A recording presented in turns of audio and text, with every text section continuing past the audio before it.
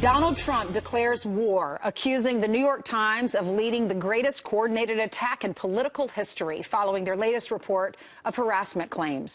Former presidential candidate and Trump supporter Dr. Ben Carson joins us now to react to this. What do you think about this latest ordeal with the mainstream media, Dr. Carson?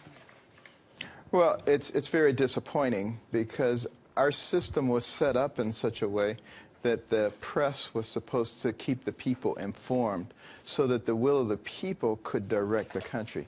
But when the press decides that they want to become biased, it completely distorts the system, and this is what we've experienced now. Obviously, you know, a week or two ago when I said that the Billy Bush tape was not going to be the last thing, that there would be more things each week and they would parcel them out to keep the spotlight on Trump because they don't want to deal with the issues. This is exactly what's happening. This is so predictable. And the question is, will the American people be smart enough to see beyond the manipulation that is going on so that the political class can contain and keep their power? This is the real issue. Right. It's about the political class versus the people. Yeah, you're not saying the four women are not telling the truth. You're wondering why now, the timing? Because the New York Times just said a short time ago they came over to the reporter and they just told the story. Yeah, well, you know, there's an atmosphere that's been created by the New York Times and others that says, look, if you're willing to come out and say something, we'll give you fame, we'll give you whatever you need. What a bunch of crap.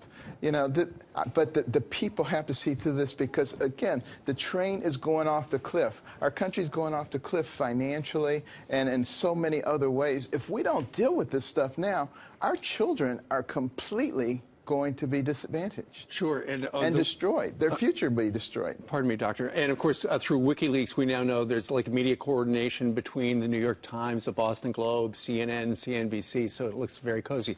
WikiLeaks also has revealed that, and we were talking about this yesterday, how a number, including Hillary Clinton's campaign communications director, mocking Catholics. And now some new WikiLeaks emails show that what they're calling for, Dr. Carson, is for a Catholic Spring, in the spirit of the Arab Spring, where they change everything. Because, let's face it, you look at the emails, and the chain is very long. We'll talk about it a little later on, and have in the past. The Catholic Church needs to be shaken up, because they're just too far in the dark ages, essentially is what they're saying. Yeah, well, you know, as you remember, in 2012, there was a big platform fight because they wanted to remove all vestiges of faith in God. And obviously, that philosophy is advancing. And, you know, they're now advocating things that are in direct opposition to the Word of God, knowing that if they can get people to accept that, then they can completely obliterate God in our society. And that's their real goal. I also think that you brought up a good point. We were talking before.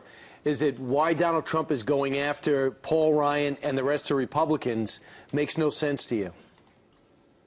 No, well, you know, that's energy that could be expended, you know, educating the people about the platforms. I mean, get anybody to read the Democrat platform and the Republican platform. I think the vast majority of Americans would be appalled at the Democratic platform. But keeping people ignorant and then feeding them propaganda, that is the mechanism that they utilize. Sure, and you got to wonder what Paul Ryan's doing as well, because it looks like, and I know your camp says any Republican who does not vote for Donald Trump, essentially that's a vote for Hillary Clinton. It is, and people need to recognize that you are voting against your children and their future. That is really the key. If people can understand that and get beyond the initial agitation that they might feel offended by this or that or the other, this is so much bigger than anything that might offend you. And, you know, Donald Trump is not a perfect person. Nobody has been a perfect person. And if you go back and you look through the history of our presidents, you'll find a lot of issues. That's not the issue. The issue is who can deal with the problems that we're having. I would love to have somebody in there who was, you know, pure as the windblown sand. But, you know, let's be practical here and let's deal with the issues right now. Sure. All right. Dr. Carson, thanks for joining us this morning. Thank you. All right.